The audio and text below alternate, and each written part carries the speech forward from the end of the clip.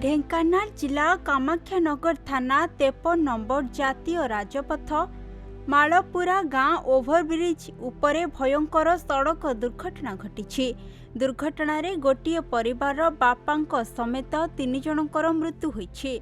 मां को गुरुतर अवस्था कामाख्यानगर मेडिकल रे भर्ती करा जायथिला। कामाख्यानगर परे तांको ढेंकानाल जिला मुख्य चिकित्सालय को स्थानांतर करा जायथिला। सेठारे डाक्तर तांको मृत बोली घोषणा करिसंती। दुर्घटना रे मृत्यु संख्या 4 को वृद्धि पाइछि। सूचना अनुसार गोटे बाइक रे बापा मां सह 6 वर्षर झियो और 8 वर्षर झियारी जाउथिबा बेले अजणा गाड़ी तांको धक्का देथिला।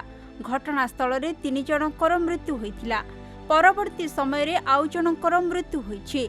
मृतकंक घर केन्दुझर जिला आनंदपुर रे बोली पुलिस रो प्राथमिक तदंतरु जणा पड़िछि।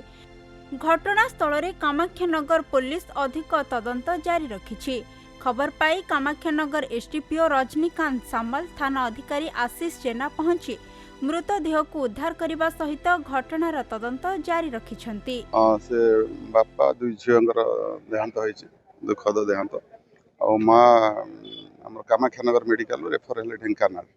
आ से आनंदपुर बोली खाली कहउथिले। तांकर ना एमानकर ना भी वर्तमान तक एस्टाब्लिश हेइन। आमे से दिगरे तदंत करूछु।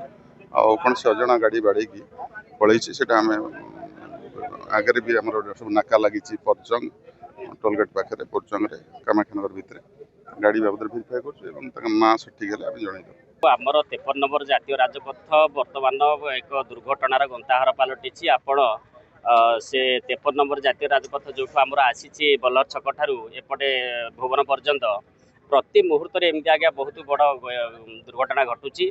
एवं विशेषकर आमर मालपुरा बाईपास टी आप लक्ष्य करूँ। मालपुरा बाईपास जो भाया से जगह आगु अनेक थर घटना घटी आपण मैंने टीवी मीडिया देखी।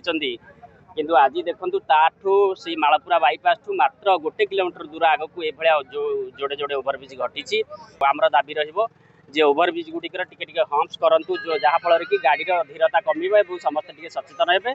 समस्त को पुनर्बार अनुरोध समस्ते सचेतन होकर टिके सावधानी सहित गाड़ी चलातु एवं हेलमेट पिंधतु एवं जार आम रास्तार नीति नियम अच्छी से नीति नियम मानिक गाड़ी चलातु सुरक्षित जीवन जीवंतु। ढेंकानालू हरे कृष्ण राउत रिपोर्ट खबर ओडिशा।